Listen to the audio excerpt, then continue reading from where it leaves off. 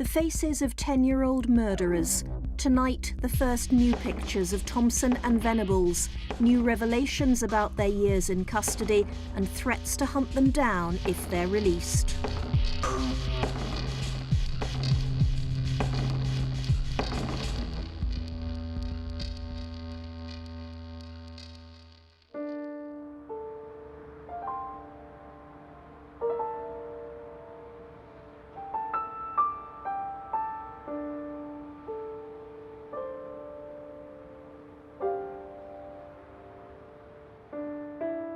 It's 8 years since two 10-year-old boys murdered James Bulger.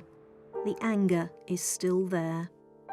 I am fully and utterly in favour of doing anything to keep those lunatics, those evil, wicked, vile people into prison, Thompson and Venables. I don't think they have been punished in any shape or form.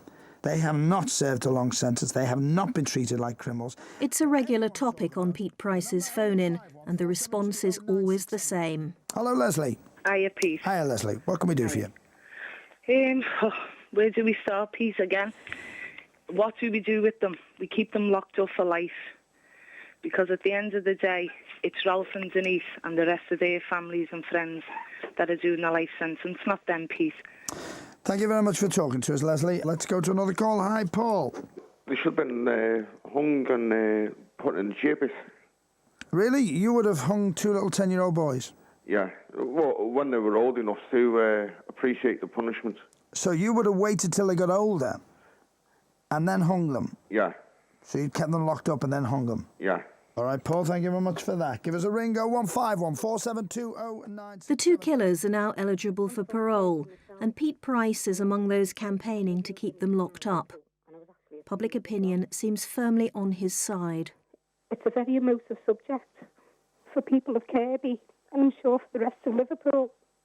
I can't ever begin to think how two children of that age could actually partake in the evil that they did.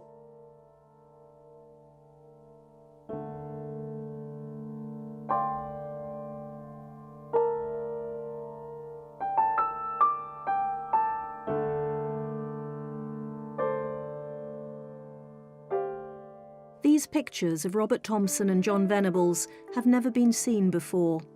Taken at the time they were charged, they're also the last pictures you're allowed to see.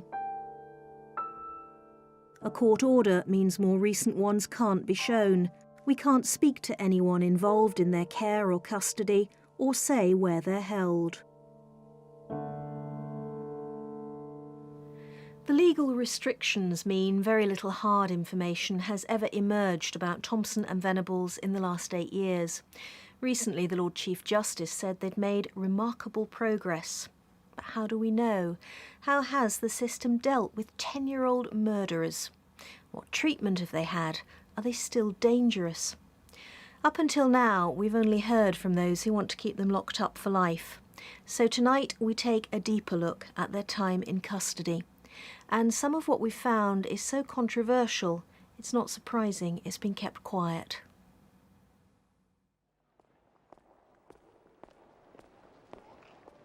The secrecy is in stark contrast to the very public way this case unfolded. We all recognise the images. The Strand shopping centre in Bootle, a young child being led away by two older boys. Police hoped it was just teenagers messing around, and 2-year-old James would be returned safely. Denise, what is your appeal to the public? If you've got me baby, just bring them back.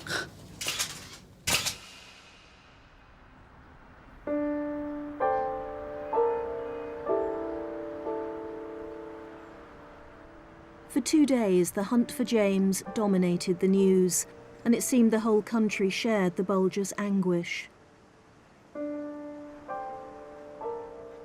Then a group of boys playing on the railway line found a child's body. James had been cut in half by a train. Well, it was fairly obvious that from the pattern of injuries that he hadn't been killed by the train. I mean, been run over by the train, but he had a lot of head injuries, so we weren't dealing with a train death.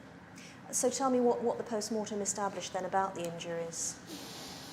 The post-mortem showed that he had a lot of what are called split wounds or lacerations, mainly to his head, which were the result of being struck heavy blows with the bricks and the iron bar that were found at the scene. A 2-year-old battered to death, apparently by other children. It seemed impossible to believe. Over the next few days, about 60 youngsters were questioned.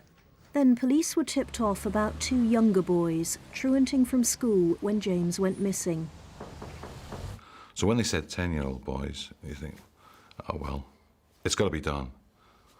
Information's come in, so we've got to go and see him and interview him. But you to weren't eliminate expecting him. that they could possibly be the ones? Oh no, I didn't. I don't think the other detectives did as well. Phil Roberts led the team that arrested Robert Thompson. He lived a few hundred yards from where James's body had been found. Robert came down. He was neat, tidy, clean, ready for school. So I thought, oh well, I've got to tell him. So I sat him down on the sofa. I went down on my knees, sort of eye-to-eye contact. Said, Robert, I'm here because of Jamie's murder. He says, yeah, no. She said, but we've been told that you might be involved in it. Then he started sort of panicking, sort of crying, but not crying with tears, just no tears, but crying. He was afraid more than anything.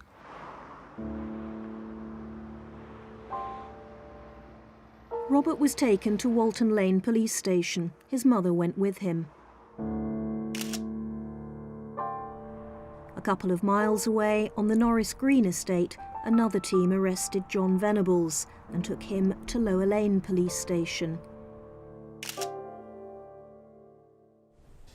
The first thing I noticed about John is that he looked far younger than the 10 years that he was in actual fact. He looked like an 8-year-old, little cherubic, angelic-looking face, supported by his mum, who was a nice, polite person. Would never have dreamt that he could be capable of a crime like this.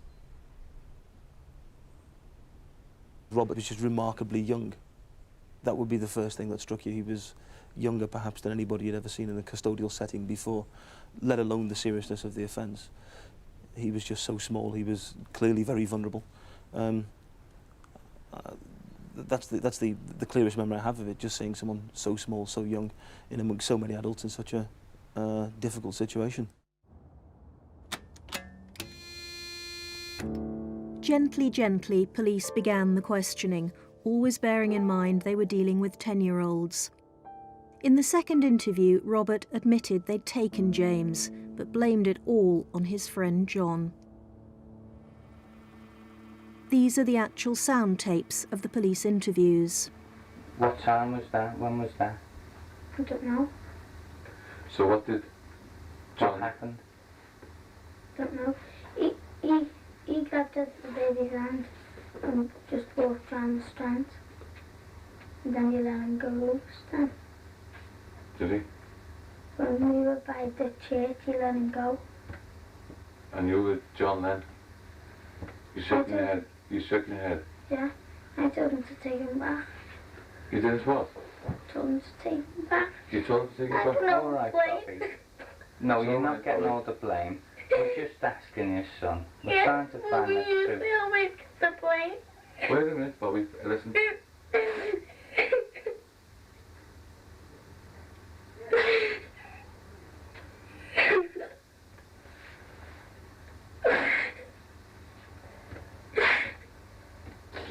Just calm yourself down for a minute, okay? You all right? Yeah. It was like pulling teeth. Everything was coming slowly. And you had to have a lot of patience to interview a guy, you saw a young boy like that. You had to do everything slowly. Once you abstracted one tooth, yes, great. Forgot that. You knew that it was difficult to get the next step. Because everything was, during an interview, step by step by step. He'd lie, admit, lie, admit, lie, admit. The other team was having an even harder time with John Venables. For the first 4 interviews, he lied. He was never even in the Strand. So halfway through the second day, police told him Robert had already admitted they were both there. And suddenly there was silence, and he said, "Yes, we were in the Strand. But honestly, Mum, we never grabbed a kid, and there was the most terrible wailing, and he jumped out of his seat, very tactile boy, and he hugged the police officers, and he hugged his mum, and he was screaming and crying. We didn't harm a child, we never grabbed a kid, Mum." And that was the first, and I thought, oh my God, if this is the first of many breaches of the dam, we're going to be submerged. He said that the 2 of you were in the Strand and that you saw the little boy. We never. We never. Is that the God's honest truth? God's honest truth, I'm telling you that we never. He was too scared. He was probably too scared. And he said that you took him by the hand and led him out of the Strand shops. We never. He's a liar. Calm down. Oh my gosh. All right, come on, look. It's all right, come on, all nice. I never got the boy. I never killed him, Mum.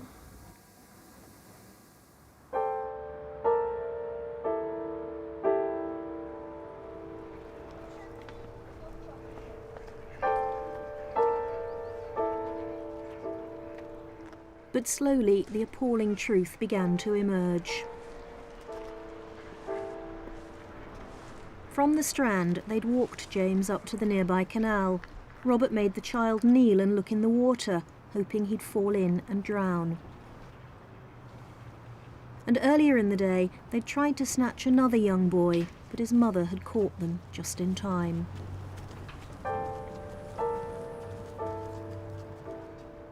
So all the time it's a spiral, and it's a downward spiral where their desire to actually increase the severity of their wrongdoing gets higher and higher and higher, and they seem to be at some point on a point of no return. Both boys took equally a leading part in the day's activities. You will see at times where John Venables takes the lead hand and he entices James away. And in other parts, the witnesses indicate, well, Robert is carrying James across the road and John's standing by. More than 30 people saw them dragging James along. The child was crying, his head bleeding, but nobody intervened. And this is where it ended. The railway tracks at Walton. Just a few freight trains rumble through on their way to the docks. Despite 2 days of questioning, neither boy would admit what happened here.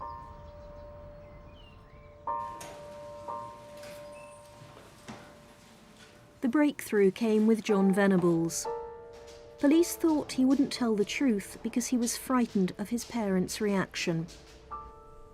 So between interviews, Susan Venables told her son they'd love him whatever he'd done.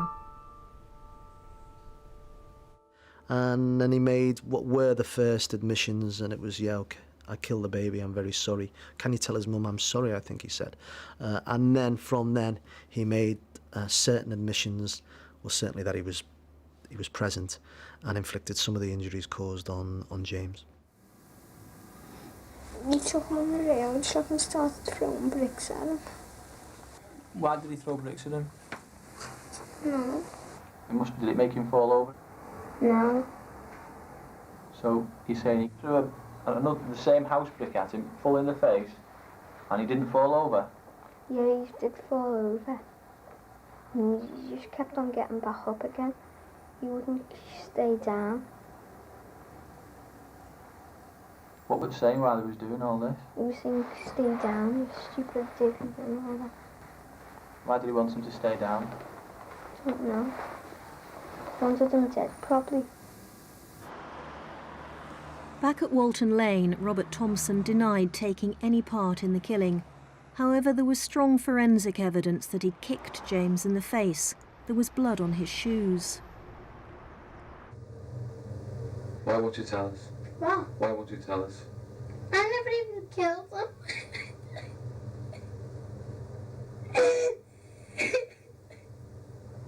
Bobby? What? Come on now. You'll be over in a few minutes if you just tell him the truth. Chance threw a brick in his face. Don't know. Right. Try and stop. Right. We're getting there, aren't we? We're getting to the truth now. Yeah, well, I'm going to end up getting all the blame because I've got blood on me.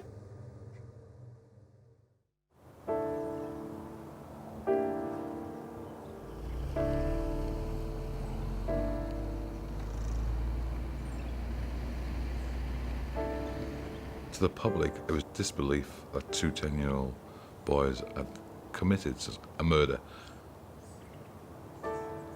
To us, it was relief, and it was dismay, really, that two 10-year-old boys could be so violent towards a young child.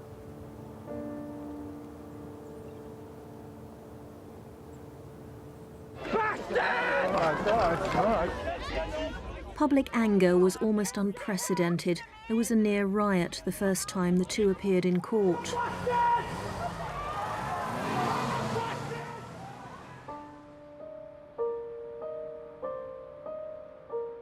Nine months after the killing, a formal Crown Court trial.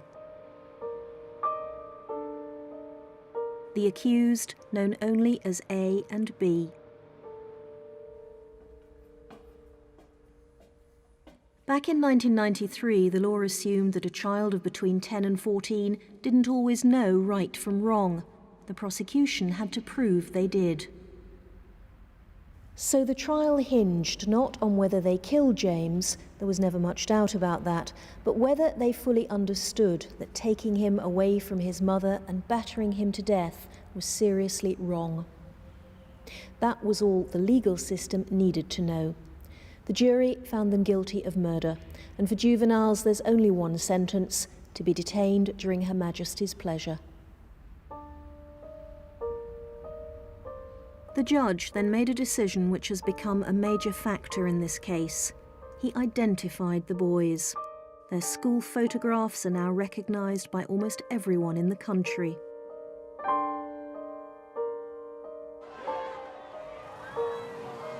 But at the same time, the judge ordered that no details of their future in custody could be revealed. It means Thompson and Venables will always be remembered, but only as murderers. However they've changed, whatever progress they've made, that's been kept secret.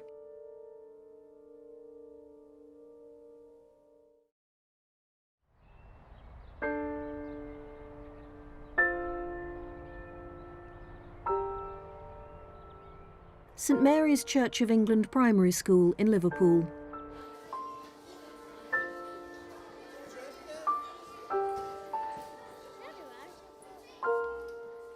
Eight months before John Venables and Robert Thompson became murderers. They're now 18, but they're fixed in the public mind as 10-year-old monsters, evil freaks of nature. Any other views, especially in Liverpool, tend to stay hidden. I didn't look upon Robert as being evil. You know, as in my eyes and what I seen of Robert, he was a normal little boy that got up to mischievous things like every other little boy. Her son was also at St Mary's, one of Robert's few friends. Much of the time, the pair of them truanted. I used to take him to school. I'd put him in one gate and he'd sneak out the other gate without me knowing. I then found out that they used to go to the shops, pinch biscuits and sweets, and they had a den, but I don't know where the den was. And they also played on the railway track. She knew her son was out of control, but didn't know what to do about it.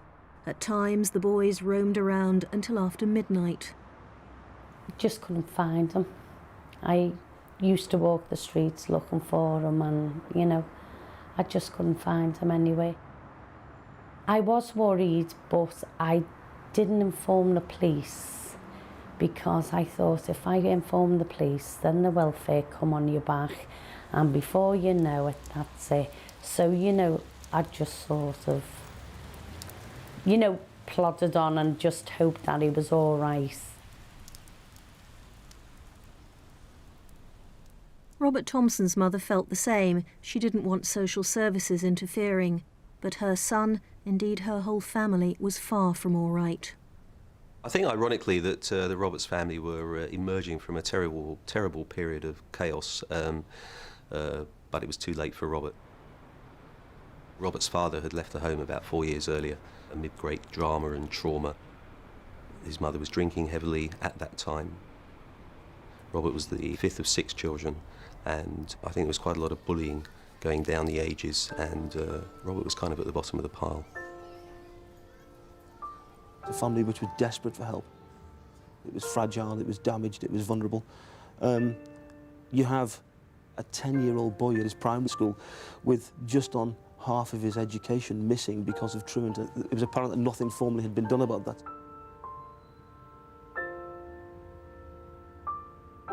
John Venables had only joined the school that year. He was moved from Broad Square Junior, where his behaviour had become worse and worse. His teacher said John used to revolve along the walls, pulling down work. He'd curl up under a group of desks so no one could reach him. He stuck paper all over his face. He cut himself with scissors and also cut holes in his socks.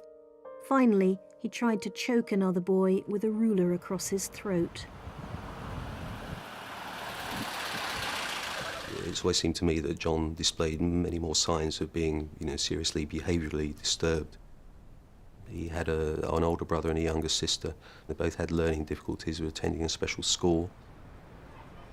His parents had quite an unstable relationship. They'd been separated for a while. I think, again, in the months before the murder, they were attempting some kind of reconciliation. Instability is always very difficult for children to deal with. So moving school was seen as giving John a fresh start. Instead, it brought him together with Robert Thompson. They were 2 small boys from difficult families running wild together, but they appeared no different to countless other children until they murdered James Bulger. They were 10 years old when they were first locked up. The public expected them to be punished for their horrific crime. But children under 15 can't go to prison. They go instead to secure units run by local authorities. These youngsters may have committed serious crimes or be at risk of harming themselves because they're out of control. For the majority of young people, coming to secure accommodation is a huge shock. There is a bravado as they walk through the door, because that's what a teenager would expect. They will walk in, they will strut in sometimes. Some of them come in crying, some of them are brought in kicking and screaming. But the reality is that once they're in secure accommodation, they have become quickly aware that the adults are in control of their lives, and that, for the first 4 or 5 days, or indeed longer, can be a huge shock. Often youngsters arrive with very little structure in their lives. They've what I would describe as lived on the margins of society, in the sense that they don't go to school, they're out late at night. The whole kind of day is different from everybody else's day. They've often arrived with very poor health backgrounds, no educational achievement records, and sometimes even as basic as they don't know how to brush their teeth. These are children's homes, not prisons, and the emphasis is on welfare. The days are tightly organised, normal school hours, meals at set times. At night, they're locked in their rooms. There are also regular sessions with psychiatrists to try and change the attitudes and behaviour which led to them getting into trouble. We've got a system of secure accommodation which is one of the best in Europe.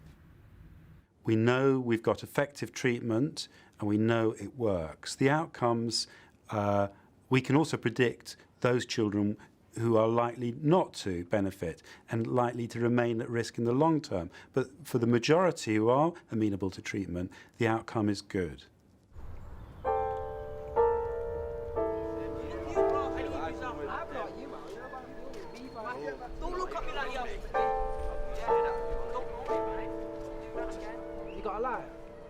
Leon McEwen was 13 when he was sentenced to 5 years for arson.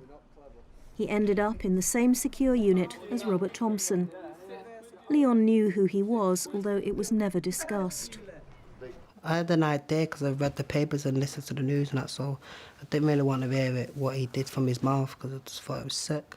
And were you ever there when there were any stories on the news about the killing? Or Yeah, like one time we was all just sat there and it come up on the news. I can't remember what it was about. It showed you his picture, and I can remember the staff turned it off, and he went like barging into his room, and you could hear him like arguing with the staff. I can't remember what he was saying. He was swearing at him and stuff like that.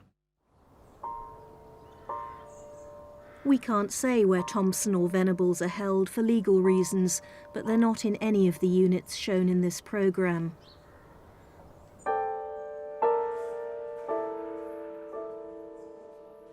The regime in all of them is similar. Thompson, like everyone else, has his own room. His room was probably like the packed one out of the whole unit because he was there so long. We had like Liverpool posters. They had like pictures with like lava painted like matchstick people and stuff like that. And he had like a Liverpool duvet. Just had a foot spa in his room, and like if he was lending the PC from education, he used to have that in his room as well to do his work on. And I heard maybe that he'd cook meals for other people sometimes. Do you know? Yeah, he used to cook meals for his family. Like if he had a visit, like at 7 o'clock, he used to take his family down to like the education bit, like the cooking like class, and like his family used to sit there while he used to cook them a meal. All these revelations will undoubtedly add to the outrage in Liverpool, where people already feel James Bulger's killers have been pampered, not punished.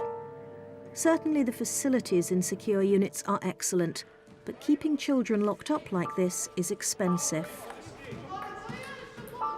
On average, it costs somewhere in the region of £3,000 a week, but I regard that as an investment for the future.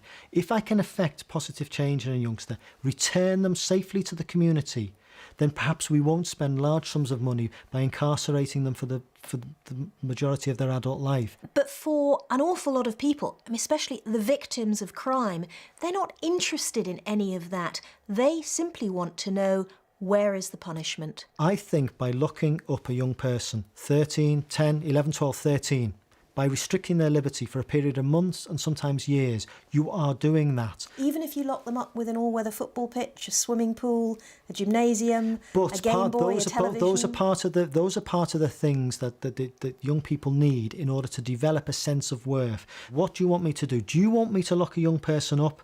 Lock them up in an environment that brutalises them, that actually restricts their liberty in a sense that is negative? Or do you want me to effect positive change so that at the end of the process, young people come out having made progress and change and less likely to commit further offences?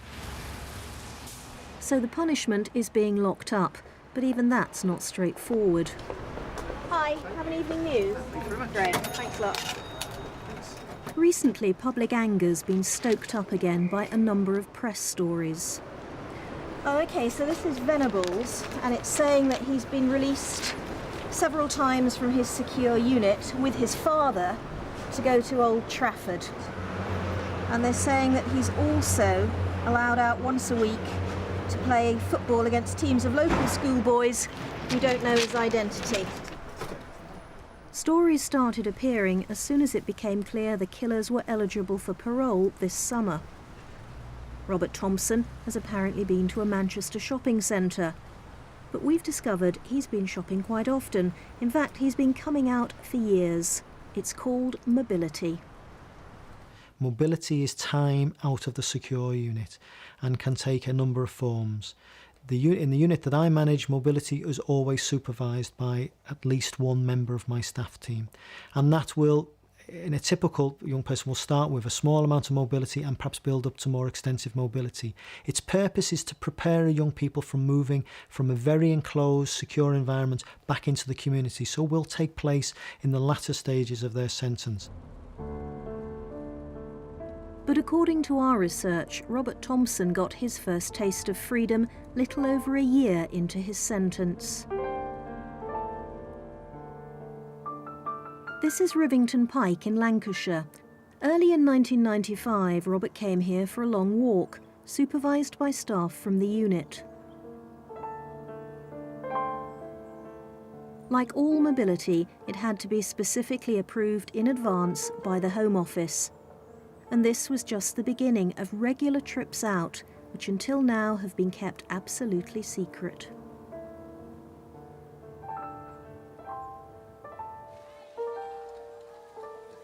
In 1996, Robert began monthly visits to a sports centre.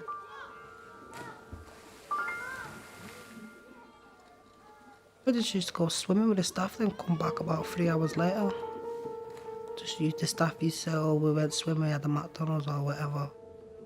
I used to know we went out because like I used to say to the staff, oh, where have you been? I used to say, oh, been to this shopping centre with him, stuff like that, or to the park with him or wherever. Robert also likes going to garden centres, and it's not unusual now for him to leave the unit at least once a week. According to our investigation, he's been all over northern England. From Sellafield in Cumbria down to Jodrell Bank in Cheshire. He's had days out in Chester and in York. Over the years, Robert Thompson's trips have got longer and further afield, in line with standard policy on mobility. Sometimes it can involve simply starting off with perhaps an hour out of the unit and having a walk in a local park, moving up to perhaps going to following some educational type programme where they might go to a local museum to complete work that they've been undertaking education, perhaps to a local shopping centre to buy the clothes that they need from the money that they're allowed. And that's about preparing them for a return into the community. It's about promoting independent skills. It's about allowing them just to handle some kind of money.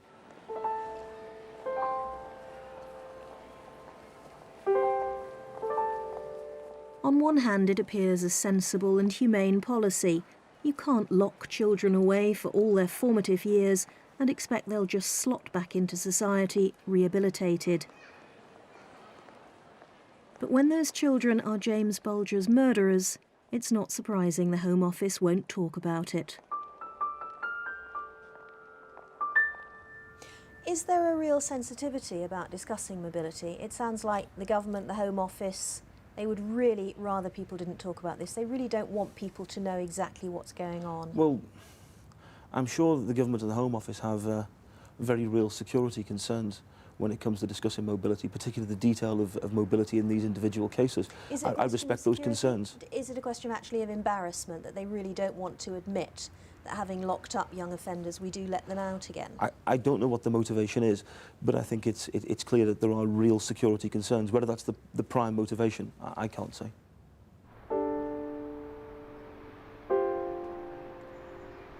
In the end, the only justification for this policy of welfare rather than punishment will be, has it worked? How much have Robert Thompson and John Venables changed in the last 8 years? The first progress that I could see was academic, that he was doing very well at school. He was doing well with particularly with his arithmetic, and his English was very good. And you may say that he was a captive audience, as it were. Didn't have the same distractions as a schoolboy at large would have. Robert Thompson has also caught up on his education. We've discovered he's taken GCSEs in English, maths, history, science and textiles, and he's since gone on to pass A-levels. Last year, the Lord Chief Justice said the killers had now served enough time to punish them. They shouldn't be sent to the harsher environment of a young offenders institute, because that would undo all the good work that's changed them almost beyond recognition. in my personal opinion, one adjective to describe him that stands out about him more than perhaps about anybody else. He is a remarkably thoughtful young man for a man of his age.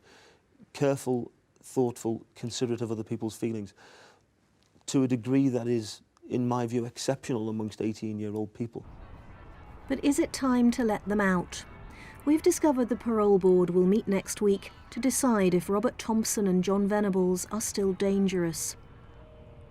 If they're released, James Bulger's father has said they'll be hunted down, and people may already be making plans to do just that.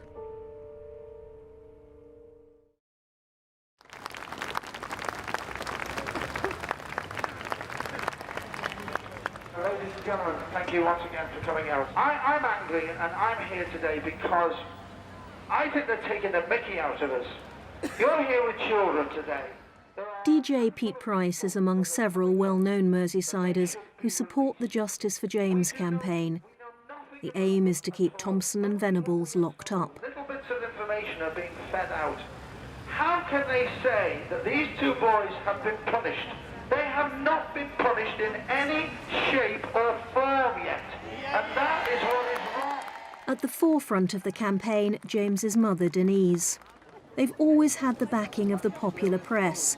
That's helped by the fact that another organiser, Chris Johnson, runs a news agency in Liverpool. He's also Denise's press agent. Walk a bit slower. I thought you were going down the aisle. They know time is running out. The killers could be released this summer. The campaign to stop that is picking up pace. They shouldn't be allowed out, should they? They knew what they were doing. 10-year-olds all here now know what's good, what's bad, so they shouldn't be allowed out. Do you not accept that maybe in 8 years and with a lot of professional help they might have changed? No, no. They'll always be bad, won't they? Always. I think justice hasn't been served with them. So I think they need to go in the big jail. Because I think they're being treated with cotton wool at the moment. You can't be giving this example that if you go out and horribly murder a child or somebody, then you'll get the education that you should have got anyway, and then you'll get all of these things set up for you in life to make it easy for you. It shouldn't be about them coming out. I think my main concern is that they probably could still be a danger, and certainly people who commit illegal crimes, at what stage do you believe that they won't reoffend?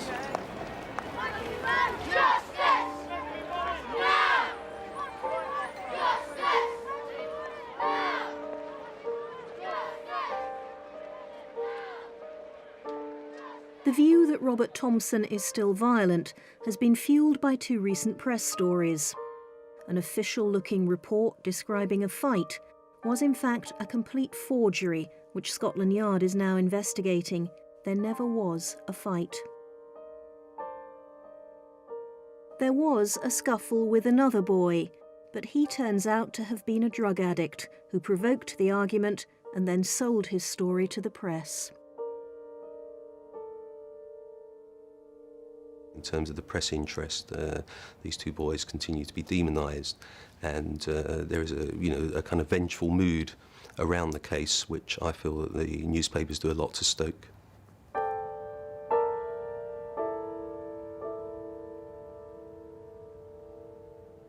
I've always felt that people needed to put those 2 boys out of the frame of human reference, that it was so difficult to imagine any child of ours committing such a crime that people had to kind of describe them as evil, to dismiss them almost, and that there was a need for them to be demonised. It made us feel better.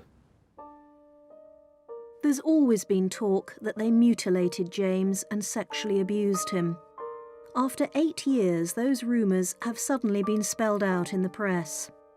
The injuries described were absolutely horrific.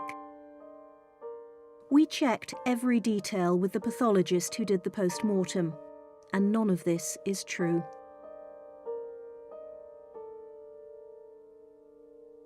There are a lot of opinions which are held by people about this offence which are inaccurate as to what happened, as to what was done, which caused me an enormous amount of concern. as to why the public seem to want to bring those stories into existence when the crime itself was bad enough. To me, it seems to devalue the crime and the life that was taken to try and make it worse, as though that were not bad enough. In contrast to the false press stories, the real developments have taken place quietly. Both Thompson and Venables have had years of regular and difficult sessions with psychiatrists. John has described having flashbacks where he saw James bleeding on the ground. He's also had nightmares where he dreamed of giving birth to somehow bring James back to life. 2 years after the trial, when he'd blamed it all on Robert, John Venables admitted his guilt. A serious crime inflicts tremendous hurt and damage on other people, and part of the process is that the young person has to take that on board and acknowledge it, taking on the responsibility for their actions, but most painfully taking on the emotional consequences of their actions. And that's a very difficult and painful thing for anybody to do. Robert Thompson lost faith with his first psychiatrist and demanded a new doctor. But he wouldn't open up to her until she agreed to an extraordinary deal. She'd only write down minimum details of what he told her. Only then did he also admit killing James. He still wouldn't talk freely because he said it wasn't sorted out in his own head. It was 5 years after the murder before Robert finally expressed remorse for what he'd done. The psychiatrist's views will carry great weight when Thompson and Venables appear before the parole board next week. There'll also be detailed reports on every aspect of their lives in custody. Is this a particularly difficult case, do you think? Yes. With the extent of the media coverage, it's a real hot potato. And how much is that going to affect their decision? Shouldn't affect it at all. They should concentrate on the evidence they have before them in the dossier and the impression they form of the individual who is making the application before them. And what is your brief? I mean, what are you trying to get at? To assess the dangerousness of release. If there is any danger, then we would not be in a position to recommend release. We've got to be satisfied that the prisoner can safely rejoin society.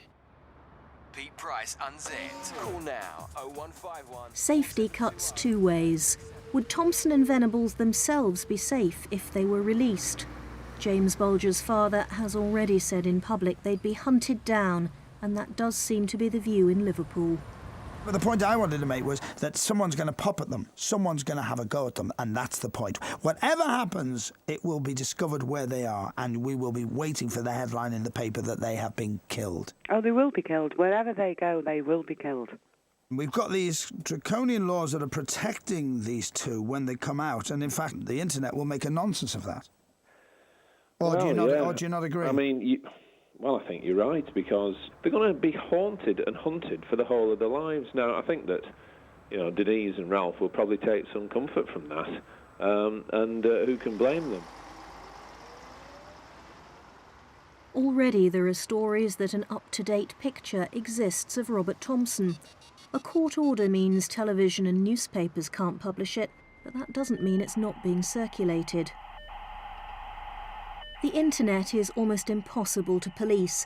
It's not just websites, it's the huge volume of email traffic.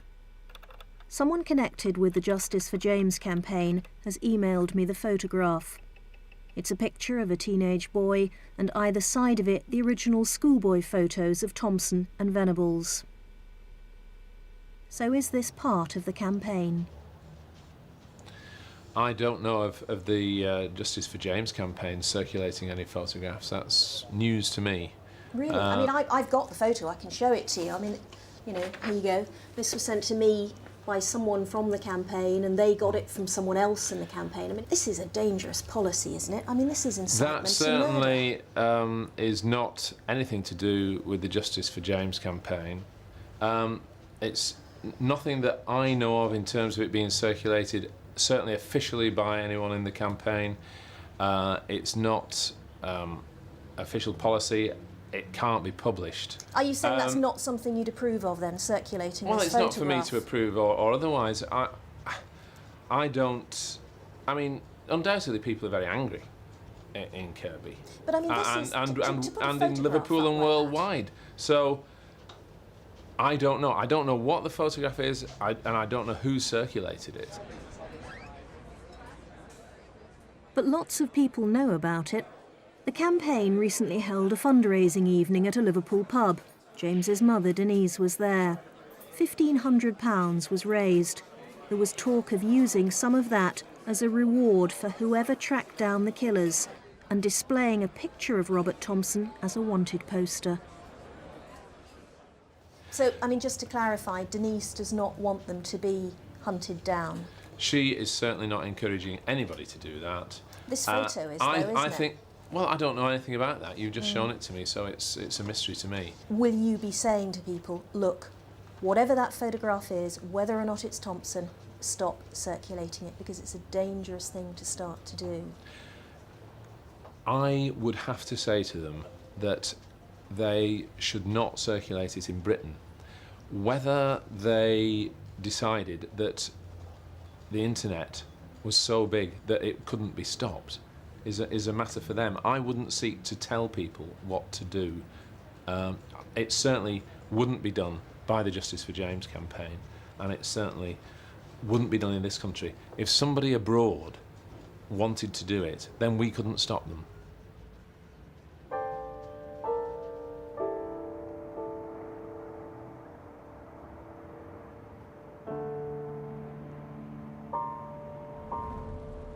The internet is difficult to control, but so is a mood of retribution. We've discovered other teenagers in custody have already been mistaken for the Bulger killers and beaten up. And a woman in Wales was mistaken for one of their mothers. People threatened to firebomb her home. But is the picture Robert Thompson? Leon spent 2 years locked up with him. So, have a look at that. Is that him? Could be. The eyes and the eyebrows are like his, but it's not that clear. Just the face. You can't be certain? No. Is that because of the quality of the photograph, or, yeah, or what? Can't really see the face anymore, but the face looks a bit like him, but it's just the body as well. But you can't be 100% certain?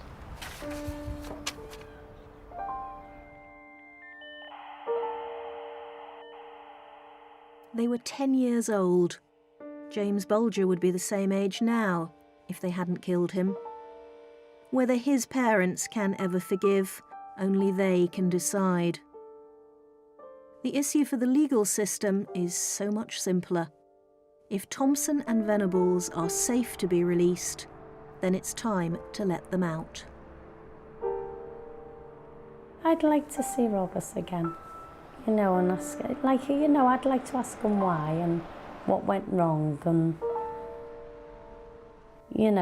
could he have come to me and told me what he was doing, and I'd talk to Robert. I wouldn't sort of tell him to go away, because there's a reason for everything, isn't there?